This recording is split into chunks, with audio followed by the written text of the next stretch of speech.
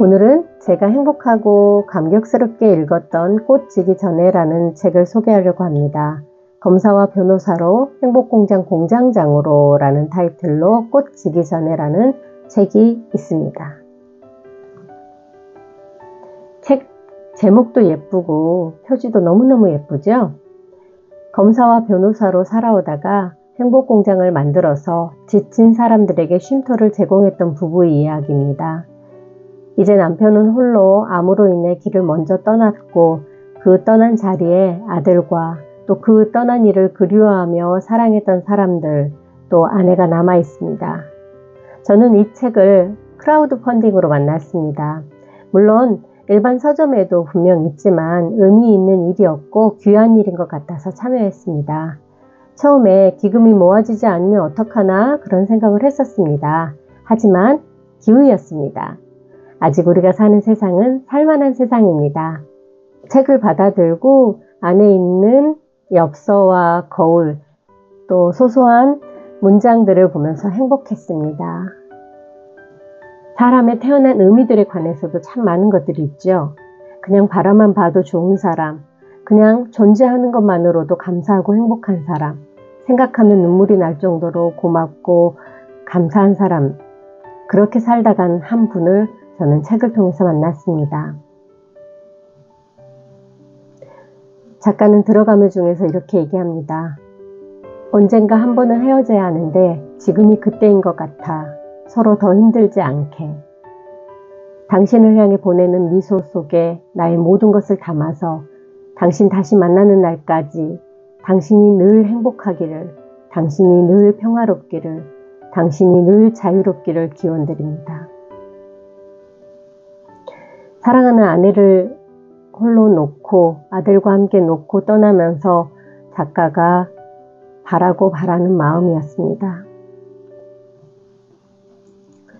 작가는 또 담배 이야기 중에서 이렇게 얘기합니다.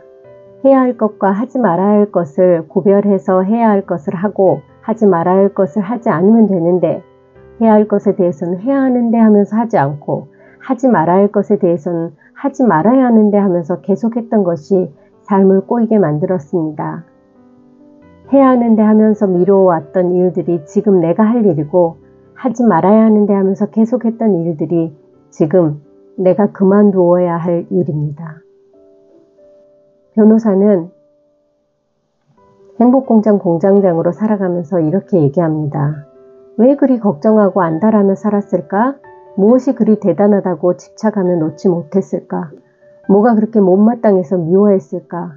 나 자신이 바보처럼 느껴졌습니다. 암세포들아, 지금부터 내가 잘할 테니 우리 그냥 같이 살면 안 될까? 그렇게 되면 좋겠습니다. 라고 말입니다. 사실 돌아보면 별거 아닌 것들이 많습니다. 그럼에도 내 고집, 내 욕심을 내세우다 보니 나를 망가뜨리고 남과의 관계도 훼손하는 경우가 많이 있죠. 다시 죽음에 대한 단상에서 이렇게 얘기합니다. 인간은 하늘에서 내려온 산소 호흡기를 코에 꽂고 살아가는 존재라고 합니다. 하늘이 몇 분만 호흡기를 거두어 버리면 너나 할 것 없이 죽을 수밖에 없는 것이 인간입니다. 삶이라는 놀이에 빠져 집에 돌아갈 시간을 잊어버린 아이처럼 우리는 죽음을 잊고 삽니다. 마지막까지 욕심을 부리다가 추한 모습으로 죽음을 맞거나 게으름 부리다가 아쉬움 속에서 죽음을 맞습니다. 라고 말입니다. 최선을 다해서 하루하루를 살아가야 하지만 그럼에도 불구하고 이 생명이 계속돼서 연장이 될 것처럼 살아가는 우리들의 모습입니다. 헤르만 헤세는 인생의 유일한 의무는 행복해지는 것이다. 인간은 행복해지기 위해 태어났다라고 얘기합니다. 작가는 죽음에 대한 단상에서 이렇게 얘기합니다. 남은 시간 동안 인생의 유일한 의무를 다하기 위해 노력하겠습니다. 이 책을 읽으면서 아프기도 했고 따뜻하기도 했고 행복하기도 했습니다. 그리고 할 일을 마무리하고 홀가분히 떠나신 것 같아서 마음이 아프면서도 다행이다 싶었습니다. 이 책은 남편의 글에 대해 아내가 덧붙여서 쓴 부부의 이야기입니다. 감사했습니다. 이런 분들이 계셨음에, 그리고 이런 분들을 잊지 않으려는 사람들이 많이 있음에 감사했습니다. 마음이 따뜻해지고 눈물이 많이 나는 책이었습니다. 감사를 느끼기에 충분한 귀한 책이었습니다.